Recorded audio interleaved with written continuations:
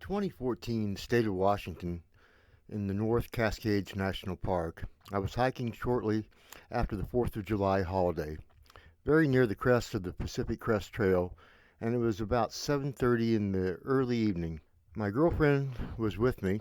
We both are in our late 20s and both are in good physical shape. We had passed several hikers about an hour before. There was a minimal wind, maybe 5 miles an hour, and coming out of the west or southwest. Our car was to the east, and as the hour was growing late, we were in some haste to get back before dark. As such, we had been going pretty hard and decided to stop and catch our breath. I was looking ahead at what we still had to traverse when my girlfriend poked me, and I turned to follow her lead and saw back down the trail quite a ways was a really big guy. He was too far away to be able to judge how tall the guy was exactly, but when you look back down the trail and see someone coming, and the very first thing that enters your mind is how tall the guy is, then you can reasonably assume that your first instinct was probably not wrong. Though still too far back to judge, the man was coming up to a place in the trail that had a small tree of about 10 feet in height, if I remembered correct. When the guy reached that part of the trail, I would better be able to guess the height. While waiting for him to reach that spot, I noted that he covered ground quickly for not appearing to be moving at a fast pace. Quicker than I would have thought it would take, the man was at the spot where the tree stood that was about 10 feet. I was astounded to see the man was nearly as tall as the tree. Maybe the lack of light was playing tricks with my vision or depth perception, but what I was seeing was something walking on two legs that was close to 10 feet tall. I was beginning to be able to see it more clearly as it was gaining ground on us. The late evening sunset sent shadows reaching long dark fingers across the landscape and caressing and enveloping the land as they raced toward the darkened night, which took its time coming from the other direction. The sunset still provided enough illumination that I could not see any outlines of color to distinguish what sort of clothing the man was wearing. He seemed to be a uniform shade from head to toe. We got up having had our break, and we started on our back down the trail towards our car, but every once in a while I would turn back to see the extremely tall man was gaining on us, and based on the distance we still had to travel, I was starting to think that the tall man was going to catch up with us. We continued on, but I couldn't help shake this feeling that there was something wrong about the whole circumstance. First, the guy was out hiking by himself. Although people do it all the time, it's not a smart idea. I guess it's considering the guy's size, though, that he didn't have much to worry about. I turned back around to watch him as he gained ground on us again. There was just something off, but I couldn't put it together, and then it hit me. The guy's arms were too freaking long. Plus, and perhaps more distressing, was the fact that when I first saw the guy, it was so far back that I could barely make out a shape. About all I could tell was that it was tall.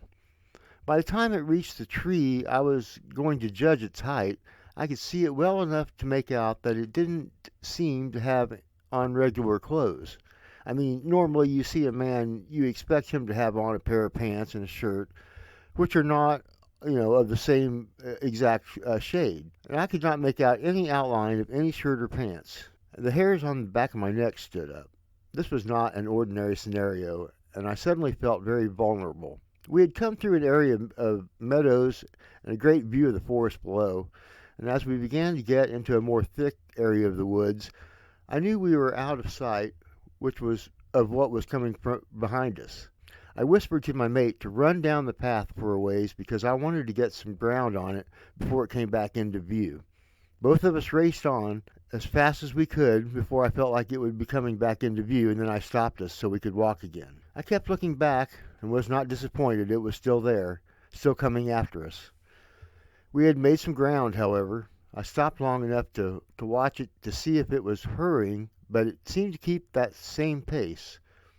As mentioned, the pace was very deceiving. It didn't appear to be in any hurry, but its stride must have been what was fooling me.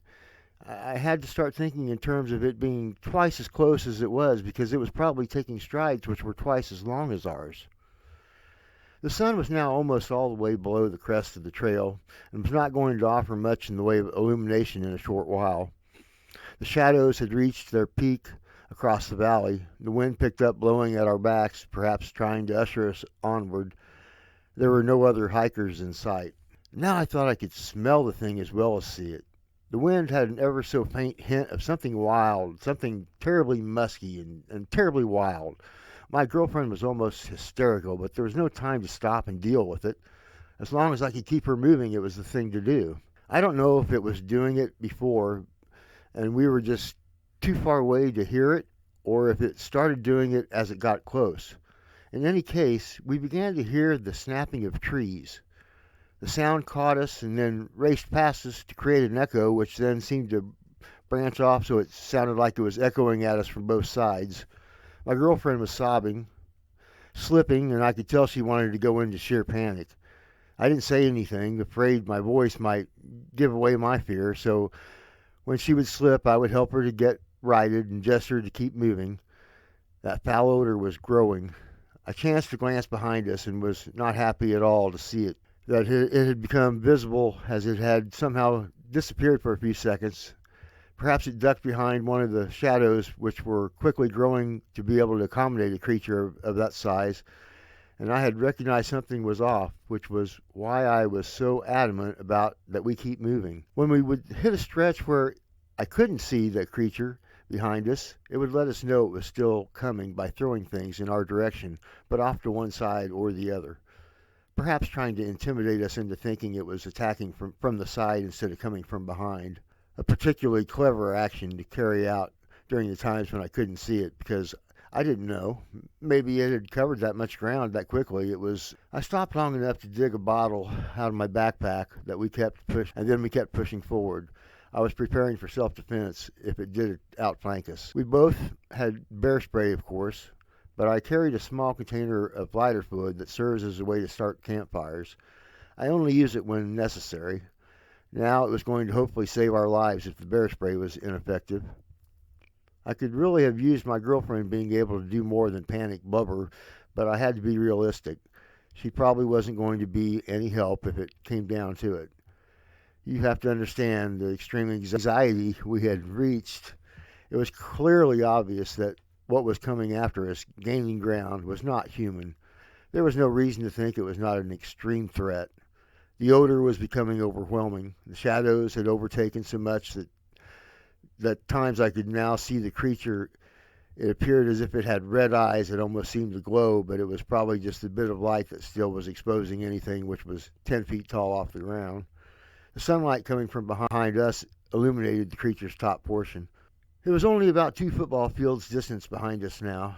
The forest was silent except for the sounds of that thing behind us breaking trees, and it had grown close enough we could hear it breathing in and out. It never broke stride. Whenever we would round a corner and the creature would again be out of sight, we would run as hard as we could. We would slow down to a brisk walk before the creature would come back into view. Our car was getting close enough that I started having hope we might make it after all. We were coming to a part in the trail where we could cut across going through the thicker part of the forest and pick the trail back up where it would take us straight to our car. It meant taking a bit of a risk of getting lost. The trail, if we stayed on it, would go further down and split, going in 2 directions, one continuing on the other. But by taking the shortcut, we could cut out a lot of time. So there was a chance the creature might take the shortcut as well, but it was still the best chance we had. If only we could make it before the thing caught up to us.